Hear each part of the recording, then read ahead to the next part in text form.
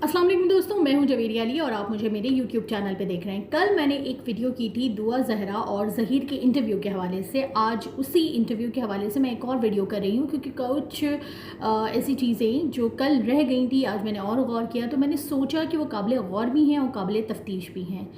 जो इंटरव्यू लेने वाली खातून थी व्लॉगर ज़ुनैरा माहम, अगर हम उनकी बात करें तो उन्होंने एक प्लांटेड इंटरव्यू किया।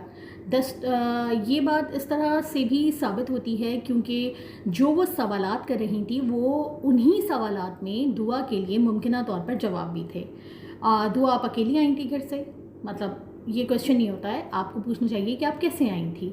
और उसके बाद जैसे कि मैंने अपने कल के वीडियो में भी बताया कि होस्ट की जानिब से दुआ के तमाम जितने भी जो बचकाना जवाबात थे उनके ऊपर क्रॉस क्वेश्चन नहीं किया गया। मतलब उन्होंने हर बात से अग्री किया जैसे कि वेल स्क्रिप्टेड ये एक इंटरव्यू हो।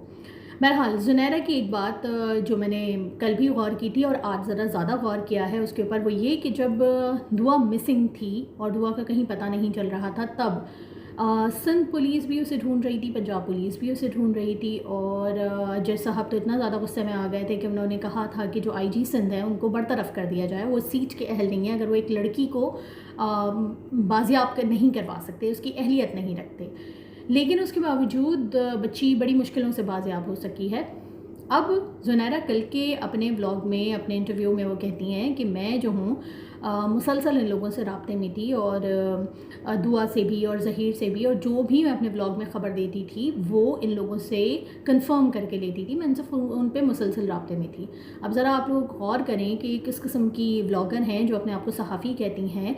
उनको पता था कि पंजाब की पुलिस भी और सिंध की पुलिस भी, दो सूबों की पुलिस जो है, अदलिया में मामला चल रहा है, मीडिया पे इतना हाइप क्रिएट हुआ है, उन दोनों को ढूंढ रही है और आप जानती हैं कि वो कहाँ हैं, या कम से कम आपका उनसे राब्ता है मुसलसल। लेकिन आपने अपनी बिल्कुल इस किस्म की कोई जिम्मेदारी नहीं समझी कि आप स्टेट की मदद करती, आप कानून की मदद करती।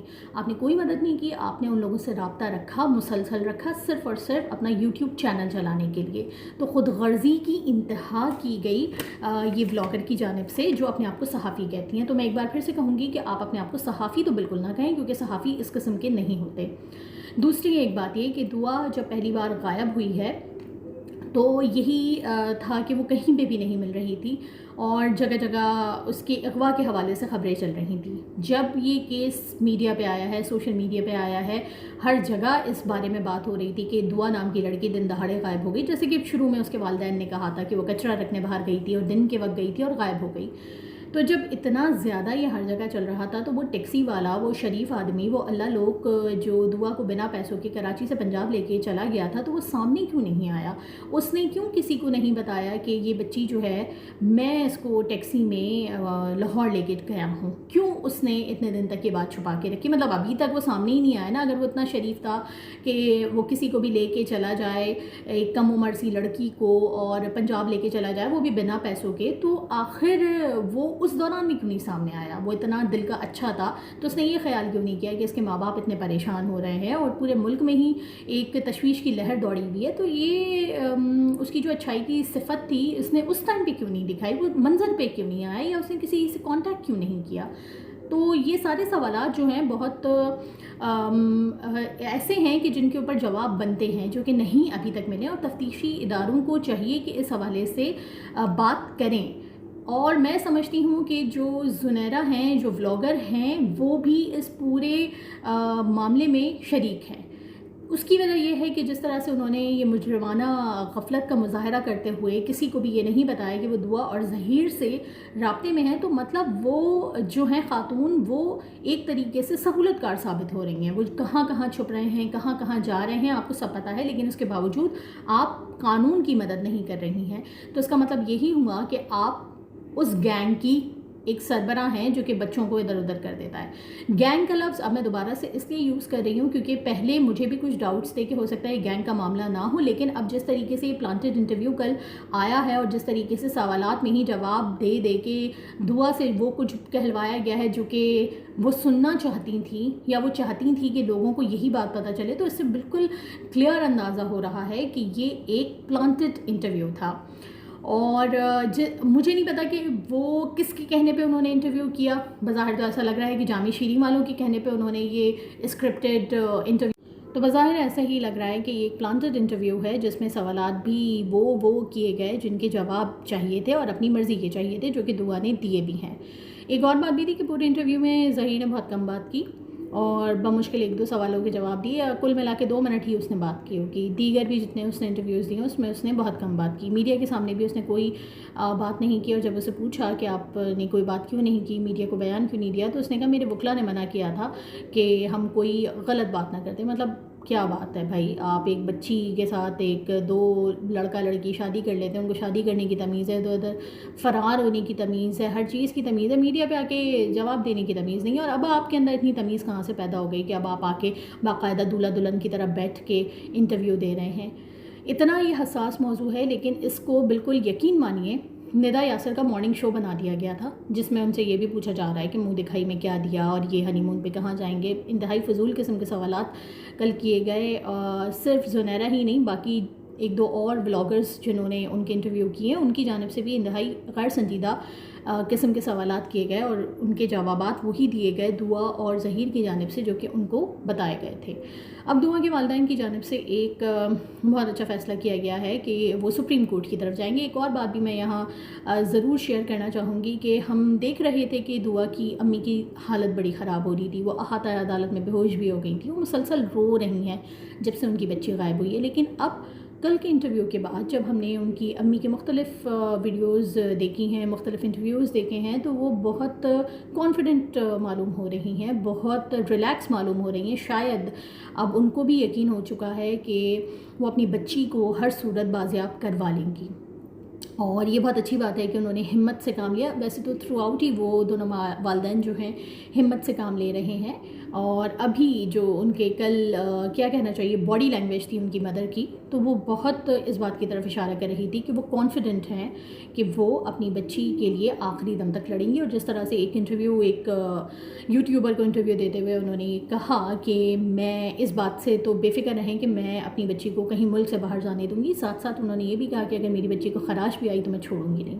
تو وہ اپنی بچی کے لیے بہت فکر مند دکھائی ہمیشہ سے دیتی تھی، لیکن کل وہ کافی پرعزم دکھائی دی۔ غم غصہ یقیناً ہوگا انہیں، لیکن اس کے باوجود انہوں نے کل جس طرح سے کل سے جس تحمل کا وہ مظاہرہ کر رہی ہیں وہ قابل دید ہے، قابل تعریف بھی ہے۔ مختلف چینلز پہ جب یہ انٹرویو نشر ہوا ہے اور لوگوں نے دیکھا ہے، تو مزید سوالات جو کھڑے ہوئے ہیں، جیسے ٹیکسی کہاں سے مل گئی، کون ٹیکسی ڈرائیور تھا، لاہور پہنچ گئی بغیر کسی کو بتائے، ظہیر سے رابطہ نہیں تھا، یہ سارے سوالات اب کیے جا رہے ہیں۔ تو جس طرح پہلے بہت سارے سوالات کیے گئے تھے اور ایک پلانٹڈ انٹرویو ان سوالات کے جوابات دینے کے لیے کیا گیا، اب سوال اٹھ رہے ہیں اس انٹرویو کے بعد، اب ان سوالات کا جواب دینے کے لیے میرا خیال ہے کہ ایک اور انٹرویو کیا جائے گا، جس میں دعا سے یہ ٹیکسی کہاں سے ملی، یا آپ نے رکشے سے آئیں تو رکشے کا کرایہ کس نے دیا، کیونکہ لوگ یہی سوال کر رہے ہیں۔ تو اب میرا خیال ہے کہ ایک اور انٹرویو کنڈکٹ کیا جائے گا دعا اور ظہیر کا، جس میں اب یہ سوالات ان سے کیے جائیں گے اور ان کے جوابات ان دونوں کو بتائے جائیں گے کہ آپ کے پاس یہ جوابات ہیں، ہم یہ سوال کریں گے اور یہی جواب آپ کو دینے ہیں، جیسے کہ گزشتہ انٹرویو میں کیا گیا ہے۔ تو میرا یہ خیال ہے کہ ایک اور انٹرویو اب بہت جلد آنے والا ہے۔ ایک اور بات جو دعا کی جانب سے کی گئی وہ یہ کہ میرے کزن زین العابدین سے میری اما ابا شادی کروانا چاہتے تھے، کیونکہ میرے تایا کا ایک DHA میں پلاٹ ہے جس پہ جھگڑا چل رہا تھا، تو اس لیے وہ شادی کروانا چاہتے تھے۔ تو مجھے سمجھ میں نہیں آیا کہ اگر DHA کے پلاٹ پہ جھگڑا چل رہا تھا اور ان کے ابا کو وہ پلاٹ چاہیے تھا، تو دعا کی شادی کی صورت میں وہ پلاٹ ان کے ابا کو کیسے مل جاتا؟ مطلب یہ کون سا قانون ہے کہ جس میں بیٹی کی شادی کر دی جائے تو جو آپ کی ملکیت ہوتی ہے، جو بھی آپ کی پراپرٹی جائیداد ہوتی ہے، وہ بچی کے والد کو مل جاتی ہے؟ کیا ایسا کوئی قانون ہے ہمارے ملک میں؟ مطلب کس بیسس پہ اس نے یہ جواب دیا؟ مطلب یہ بھی اتنا لیم سا اس کے اوپر رٹوا دیا گیا تھا جواب کہ جس کے کوئی سر پیر نہیں ہے۔ میرا خیال ہے اگلا کوئی انٹرویو ہوگا تو اس میں اس سوال کا بھی جواب دے کے اس بچی کو بٹھا دیا جائے گا کہ یہ جواب دو۔ دعا کل مسلسل کہہ رہی تھی کہ سارے ڈاکیومنٹس جاری ہیں اور میری عمر جو ہے وہ 17 سال ہے۔ اگر وہ 2006 کی پیدائش ہے تب بھی وہ 17 سال کی نہیں ہے، 16 سال کی ہے۔ لیکن اس کے علاوہ بھی اس نے اپنے نکاح نامے میں اپنی عمر 18 سال لکھوائی ہے، جو کہ اگین غلط ہے. مطلب 18 کی تو وہ کہیں سے بھی نہیں ہے. ماں باپ کی شادی کو ہی اس کے 17 سال ہوئے ہیں تو وہ کہاں سے ابھی 18 کی ہو گئی. لیکن اگر وہ 18 اپنی عمر لکھوا رہی ہے تو یعنی کہ اس نے اپنی عمر غلط لکھوائی. تو غلط عمر لکھوا کے کس مولوی نے اس کا نکاح پڑھوا دیا. اب دعا کے والدین مختلف قسم کے احتجاج تو کر ہی رہے ہیں جگہ جگہ پہ، اور اپنی بات ہر فورم پر ہی وہ رکھ رہے ہیں. ساتھ ساتھ انہوں نے قانونی جنگ ایک پراپر طریقے سے لڑنے کا بھی فیصلہ کر لیا ہے. سندھ ہائی کورٹ کے جو فیصلے ہیں وہ اب ان کی جانب سے سپریم کورٹ میں چیلنج کیے جائیں گے اور دیکھا جائے گا کہ کیا ہوتا ہے. کیونکہ ہم سبھی نے دیکھا کہ جو ٹرائل کورٹ کے معاملات ہیں وہ کیسے سندھ ہائی کورٹ نے دیکھے بغیر فیصلہ دے دیا تھا. اب یہ جو فیصلہ ہے یہ بڑی عدالت میں چیلنج کیا جائے گا، اور دعا کے والدین کو یہ امید ہے کہ فیصلہ ان کے حق میں آئے گا.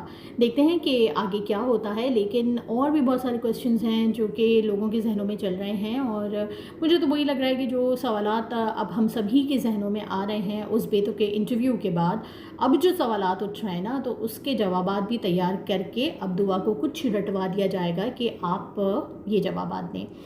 دعا کے والد صاحب پہ ایک شروع دن سے تنقید کی جا رہی ہے کہ وہ فرقہ واریت کی طرف جا رہے ہیں اور فرقہ کارڈ یا شیعہ کارڈ کھیل رہے ہیں.